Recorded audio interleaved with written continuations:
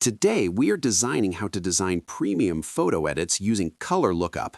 Start by loading your high-resolution image and ensuring your base corrections like exposure and white balance are clean.